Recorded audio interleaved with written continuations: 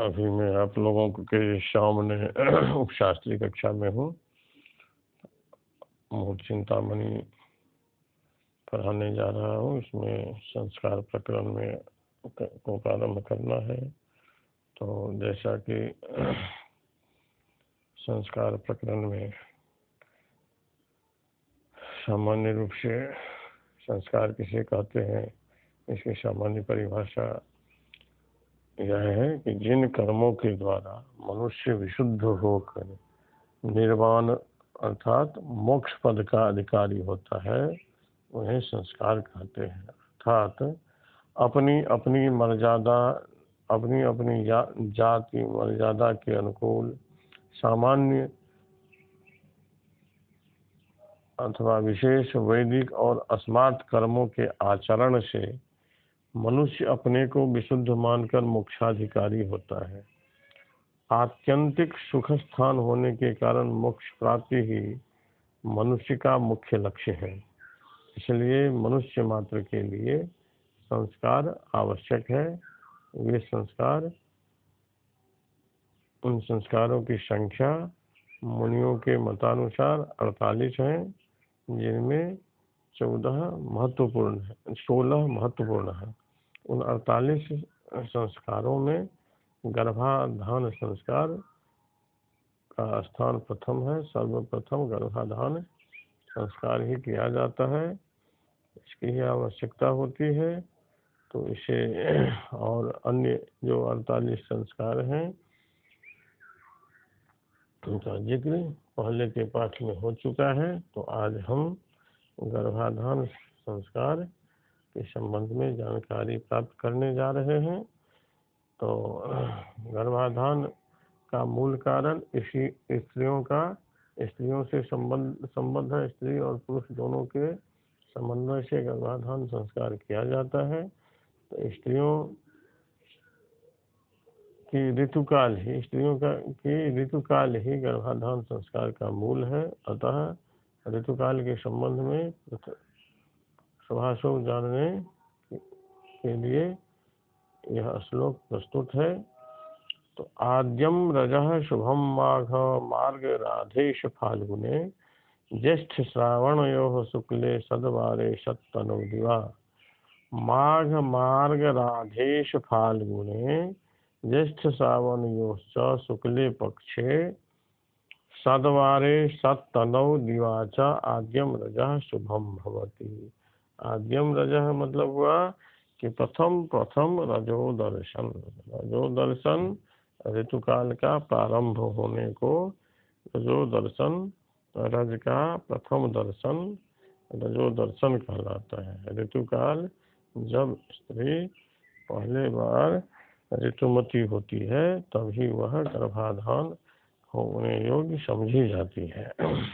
गर्भाधान करने योग्य समझी जाती है, उसकी क्षमता उसमें आ जाती है। तो गर्भाधान करने की क्षमता जिसमें आती है इस अवस्था में, तो वह लोग कैसे समझेगा? तो ऋतुकाल के माध्यम से ही, रजो दर्शन के माध्यम से ही तो लोगों की जानकारी में आता है कि यह अमुक कन्या गर्भाधान योग्य हो गई है। तो कहते हैं इसका मुहूर्त जानना आवश्यक है। तो आचार्य कहते हैं कि माघ मार्ग राधेश फाल्गुने ज्येष्ठ श्रावणयोः। माघ मार्ग अग्रहण राधा वैशाख ईश आश्विन फाल्गुन ज्येष्ठ श्रावण एतेषु मासेषु शुक्ले पक्षे सत्वारे शुभग्रहाणाम दिने अर्थात बुध गुरु शुक्र सोमवारे सोम बुध गुरु शुक्रवारे सत्तनौ शुभ लग्ने शुभग्रहस्य लग्ने शुभग्रहस्य राशि लग्ने दिवा आद्यम रजः शुभम भवति। दिवायाम शुक्ल पक्षे शुभ लग्ने शुभवारे माघ अग्रहण वैशाख आश्विन फाल्गुन ज्येष्ठ श्रावण एतेषु मासेषु दिवायाम आद्यम प्रथम प्रथम रजो दर्शनम शुभम भवति, कल्याणकारी होते, अर्थात माघ, अग्रहण, वैशाख, आश्विन, फाल्गुन, ज्येष्ठ, श्रावण, इन मासों में शुक्ल पक्ष में शुभ ग्रह के दिन में, सोम बुध बृहस्पति शुक्र दिन में, और शुभ ग्रह के लग्न में, मतलब शुभ ग्रह का लग्न हुआ मिथुन कन्या, धनु मीन, वृष तुला और कर्क, इन लग्नों में दिन के समय में स्त्रियों का प्रथम रजो दर्शन होना शुभ माना गया है। प्रथम मासिक धर्म से समन्वित होना दंपति के लिए शुभ माना गया है। इसके बाद प्रथम रजो दर्शन में उत्तम, मध्यम और अधम नक्षत्र की चर्चा की जा रही है कि श्रुति त्रया मृदु क्षिप्र ध्रुव स्वातौ शीतांबरे मध्यं च मूलादितिभे पितृ मिश्रे परे क्वशत्। श्रुति त्रय मृदु क्षिप्र ध्रुव स्वातौ नक्षत्रेषु शीतांबरे च आद्यम रजः शुभम स्यात् मूलादितिभे पितृमिश्रे च आद्यम रजः मध्यम स्यात् परेषु नक्षत्रेषु असत् स्यात्। श्रुति त्रय श्रवणा धनिष्ठा शतमिषा मृदु मृगांत चित्रा मित्र रक्षं मृदु मैत्रं मृगुस्तथा, मतलब मृगशिरा अंतिरेवती, चित्रा मित्र अनुराधा, क्षिप्रहस्त अश्विनी, पुख्य अभिजित, ध्रुव उत्तरात्रय रोहिणी स्वाति, एतेषु नक्षत्रेषु शीतांबरे शुक्ल वस्त्रे शुक्र वस्त्रान्विते सती आद्यम प्रथम रजो दर्शनम शुभ कारकम भवति, कल्याणाय भवति। मूलादितिभे पितृमिश्रे च आद्यम रजः मध्यमं स्यात्। मूल अदिति पुनर्वसु पितृ मघा मिश्री विशाखाग्नेयभे साम्यो मिश्रम साधारणमस्मृतम्। विशाखा कृतिका एतेषु नक्षत्रेषु आद्यम रजः प्रथम रजो दर्शनम शुभम कल्याणकारकम भवति दंपत्योः। परेषु नक्षत्रेषु एतेषु नक्षत्रेषु मतलब आद्य रजो दर्शने शुभ नक्षत्राणि और मध्यमम नक्षत्राणि जानि सन्ति, तेषु नक्षत्रेषु अतिरिक्तेषु नक्षत्रेषु असत्, यदि तेषु नक्षत्रेषु अतिरिक्ते नक्षत्रेषु यदि आद्यम दर्शनम भवति तदा अशुभम भवति, अकल्याणकारी भवति। इस तरह से तीनों श्रुति त्रय श्रवणाधनिष्ठा शतभिषा मृदु संज्ञक, क्षिप्र संज्ञक, ध्रुव संज्ञक और स्वाति, इन नक्षत्रों में शुक्ल वस्त्र में जो दर्शन शुक्ल वस्त्र जब धारण की हुई रहती है तब रजो दर्शन होने से शुभ कहा गया है। मूल पुनर्वसु पितृ मिश्रे पितृ मघा मिश्र विशाखा कृतिका, इन नक्षत्रों में मध्यम कहा गया है। इन नक्षत्रों में रजो दर्शन होने से मध्यम फलदायक होता है। इन मध्यम और शुभ नक्षत्र के अतिरिक्त जितने नक्षत्र बचे हैं उन नक्षत्रों में प्रथम रजो दर्शन होना अशुभ माना गया है। अब इसके बाद प्रथम रजो दर्शन में निषिद्ध काल कहा जाता है।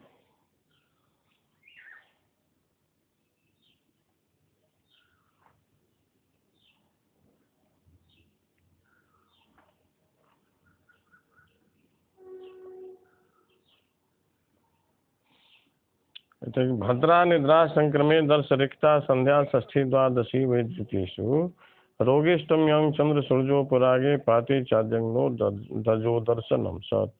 भद्रा निद्रा संक्रमे दर्श रिक्ता संध्या षष्ठी द्वादशी वैद्युतीषु रोगे रोगे रोगे अष्टम्याम चंद्र सूर्योपरागे पाते च आद्यम रजो दर्शनम शुभम न भवति। प्रथम रजो दर्शन में निषिद्ध काल का वर्णन यहाँ पर ग्रंथकार के द्वारा किया जाता है। प्रथम रजो दर्शन निषिद्ध काल है। तो भद्रा में मतलब भद्राकरण में निद्रावस्था में,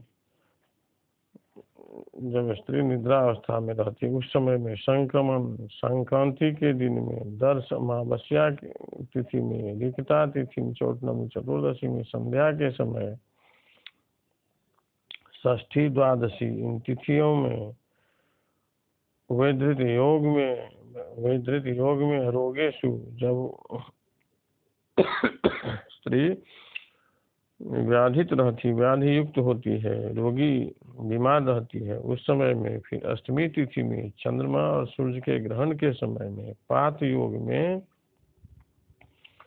इन योगों में आद्यम रजो दर्शनम सतनो भवति। इन योगों में प्रथम रजो दर्शन होना शुभ कारक नहीं माना गया है। अर्थात भद्रा करणे निद्रावस्थायाम सत्याम स्त्रियां संक्रमण सूर्यस्य संक्रमण दिवसे दर्श अमावस्या रिक्ता अष्टमी षष्ठी द्वादशी तिथिषु संध्या समये रोगान्वितायां स्त्रियां वेदृत योगे पात योगे सूर्य चंद्रस्य ग्रहण समये यदि आद्यम रजो दर्शनम भवति स्त्रियाः तदा कल्याणकारी न भवति, अशुभाय भवति। यह रजो दर्शनोऽयं संतानप्रदं न जायते। अब आगे ऋतुमती स्त्री के स्नान का मुहूर्त कहा गया है।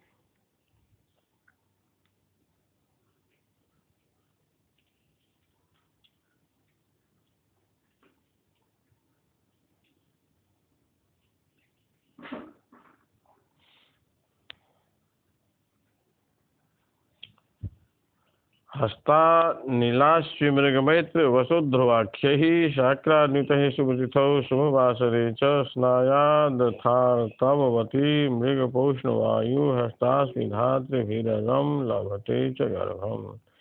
शाक्रान्वितैः हस्तानीलाश्विमृगमैत्र वसुध्रुवाख्यैः नक्षत्रैः शुभतिथौ शुभवासरे च आर्तवती स्त्री स्नायात् अथ मृगपौष्ण वायु हताश्विधातृभिः नक्षत्रैः स्नाता आर्तवती अरम गर्भं न लभते। अर्थात शाक्रान्विते ज्येष्ठा नक्षत्र समन्विते हस्त अनिल स्वाति अश्विनी मृगशिरा मैत्र अनुराधा वसुधनिष्ठा ध्रुव उत्तरात्रयोदशी एतेषु नक्षत्रेषु शुभतिथौ शुभवासरे शुभग्रह से दिवसे आर्तवती ऋतुमती स्त्री स्नायात स्नानं कुर्यात् अथ मृगपौष्ण वायु हताश्विधातृभिः नक्षत्रैः मृगशिरा पौष्ण रेवती वायु स्वाति हस्त अश्विनी धात्रीरोहिणी नक्षत्रेषु स्नाता आर्तवती स्त्री अरम शीघ्रं गर्भं च लभते। अतः मृगपौष्णवायु हताश्विधातृभिः नक्षत्रेषु धात्री नक्षत्रेषु आर्तवती स्त्रियाः स्नानं शुभाय भवति। ज्येष्ठा हस्त स्वाति अश्विनी मृगशिरा मैत्र अनुराधा वसुधनिष्ठा ध्रुव तीनों उत्तरारोहिणी इन नक्षत्रों में शुभ तिथियों में शुभ दिनों में ऋतुमती स्त्री का स्नान करना शुभ कहा गया है। और मृगशिरा, पोष्ण, रेवती, वायु, स्वाति, हस्त, अश्विनी, धात्री, रोहिणी, इन नक्षत्रों में ऋतुमती स्त्री के स्नान करने से शीघ्र गर्भ धारण करती है।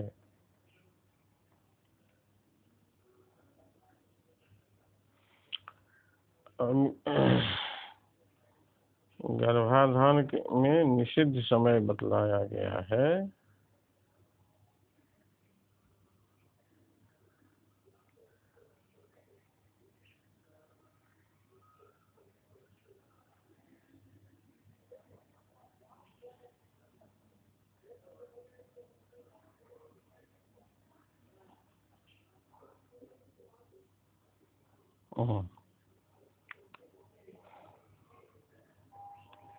कहते हैं गंडांतम त्रिविधम त्यजन निधन जन्मक्षय च मूलांतकम दाश्रम पौष्ण मघोपराग दिवसान पातम तथा विधृतिम पित्रोः श्राद्धदिनं दिवा च परिघाद्यर्धम स्वपत्नी गमे भान्युत्पादहतानि मृत्युभवनं जन्मक्षितः पापभम्। स्वपत्नी गमे त्रिविधम गंडांतम निधन जन्मक्षय च मूलांतकम दाश्रम पौष्ण मघोपराग दिवसान पातम तथा वैधृतिम पित्रोः श्राद्धदिनं दिवा च पुनः परिघाद्यर्धम उत्पात हतानि भानि जन्मक्षितः मृत्युभवनम।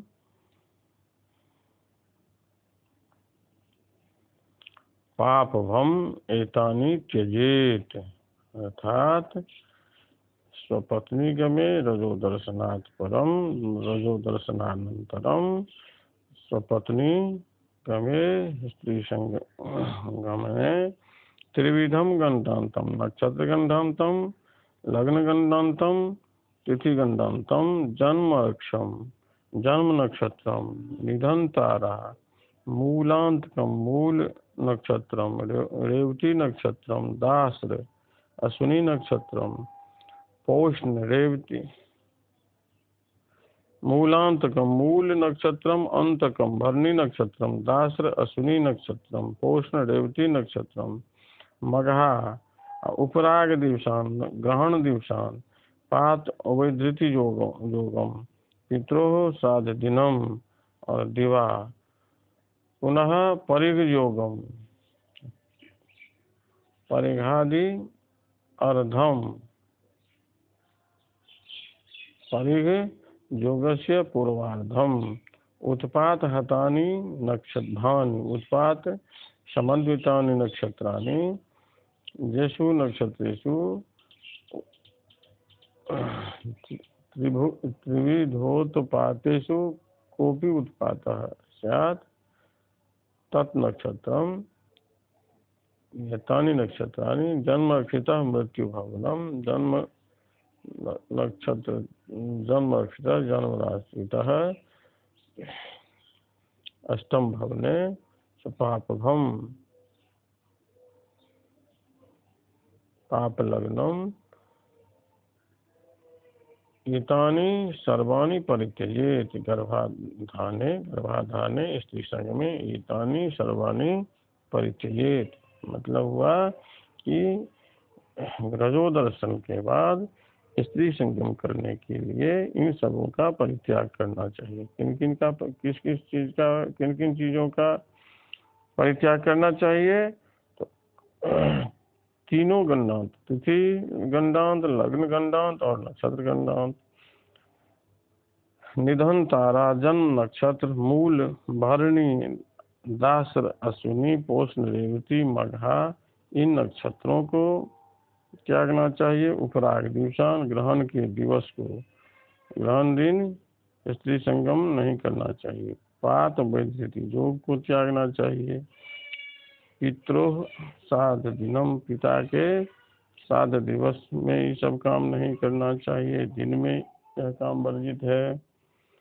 परिघाद्यर्धम परिघ योग के पूर्वार्ध को का परित्याग करना चाहिए। उत्पात हतानि भानि जिस नक्षत्रों में उत्पात हुआ है उत्पात से जो पीड़ित नक्षत्र है उस नक्षत्र को भी का परित्याग करना चाहिए। और जन्म नक्षत्र से जन्म राशि से अष्टम भवन में यदि पापग्रह हो उसका भी इसी संभोग में परित्याग करना चाहिए।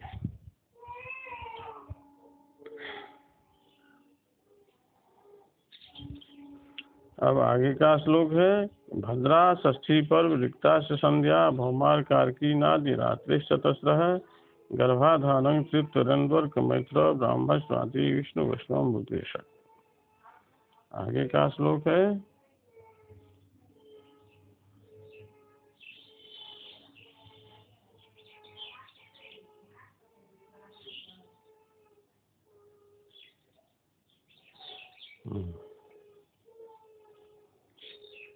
भद्रा षष्ठी पर विरिक्ता च पुनः संध्या भौमार कारकीन तस्रः आदि रात्रे स्वपत्नी गमे त्यजेत इति पूर्वेण अन्वयः।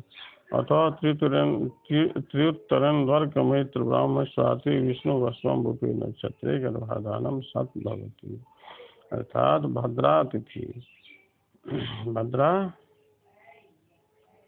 करणम, षष्ठी तिथि पर्व तिथि चतुर्दशाष्टमी चैव अमावस्या च पूर्णिमा पर्वाण्येतानि राजेंद्र रवि संक्रांति देव च। मतलब चतुर्दशी, अष्टमी, अमावस्या, पूर्णिमा और सूर्य की संक्रांति, संध्या का समय, भौम, अर्क और अर्की, मंगल, शनि और रविवार को, रवि मंगल और शनिवार को, चतस्रः आदि रात्रि मतलब ऋतु के आरंभ से चौथी रात इन्हें गर्भाधान में परित्याग करना चाहिए। इतने समय में गर्भाधान करना शुभ नहीं होता है, कल्याणकारी नहीं होता है। अतः भद्राकरण षष्ठी तिथि पर्व तिथि चौथ नवमी चतुर्दशी तिथि संध्या का समय, मंगल, रवि और शनिवार, ये सब गर्भाधान में त्याज्य है। इसीलिए गर्भाधान के समय इसका त्याग करना चाहिए। इन तिथि करण दिन में इन समय में गर्भाधान नहीं करना चाहिए। अब त्रियोत्तरन वर्ग मैत्र ब्राह्मण स्वाति विष्णु वस्वम भूपे नक्षत्रे गर्भाधानम सत भवति। तीनों उत्तरा, इंदु मृगशिरा, अर्क हस्त, मैत्र अनुराधा, ब्राह्मण स्वाति, ब्राह्मण रोहिणी, स्वाति विष्णु श्रवण, वसु धनिष्ठा, अम्बुक शतभिषा। इन एकादश नक्षत्रों में एकादश नक्षत्रेषु गर्भाधानम सभाय भवति। अस्तु एतेषु नक्षत्रेषु गर्भाधानम करणीयम। गर्भाधाने लग्न शुद्धि, गर्भाधान में लग्न शुद्धि का विचार करते हैं आगे के श्लोक में। केन्द्र त्रिकोणेषु शुभेषु पापस्त्रयायादिगैः पुंग्रह दृष्टि लग्ने ओजान संज्ञे च युग्मरात्रौ चित्रादित्या श्वेषु मध्यमं स्यात्।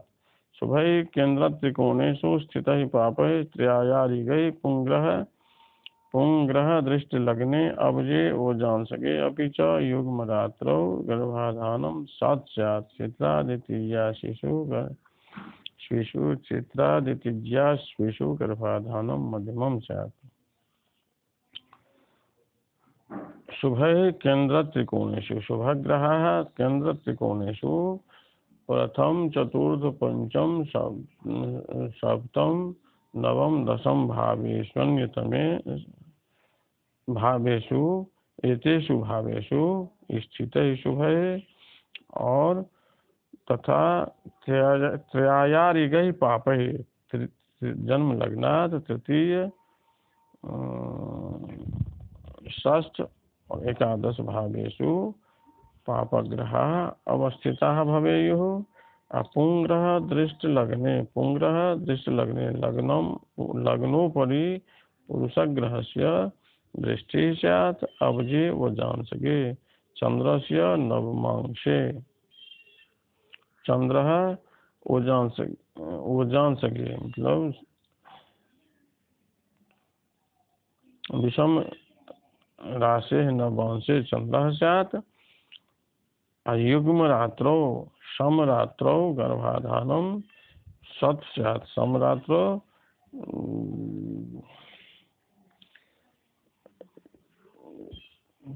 चतुर्थ रात्रौ षष्ठ रात्रौ अष्ट रात्रौ इत्यादि रात्रौ गर्भाधानं शुभाय भवति। चित्रा द्वितीया शिशु गर्भाधानं मध्यमं स्यात्। चित्रा अदिति पुनर्वसु इज पुष्य अश्विनी एतेषु नक्षत्रेषु गर्भाधानं मध्यम फलदायकम जायते।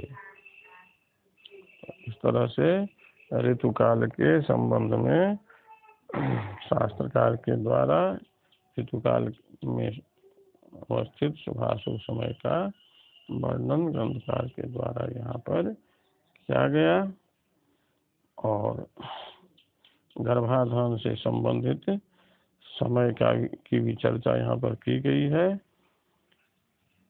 गर्भाधान का मुहूर्त भी यहाँ पर बता दिया गया है। तो रजोदर्शन और गर्भाधान के संबंध में यहाँ हम लोग विस्तृत रूप से जानकारी प्राप्त किए। इसमें मनु महाराज का एक मत है, उनके मत अनुसार युग्मासु पुत्रा जायन्ते स्त्रियो अयुग्मासु रात्रिषु तस्मात् युग्मासु पुत्रार्थी संविषेदात् तवे स्त्रियम्।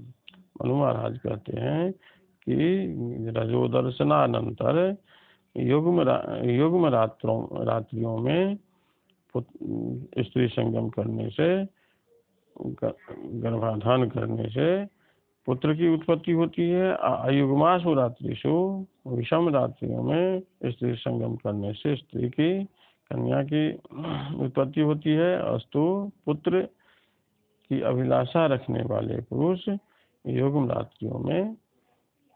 रात्रियों में स्त्री संगम करें और स्त्री की अभिलाषा रखने वाले पुरुष विषम राशि में स्त्री संगम करें। इस तरह से आज का पाठ यहाँ पर समाप्त हुआ। कहीं कोई यदि जिज्ञासा हो तो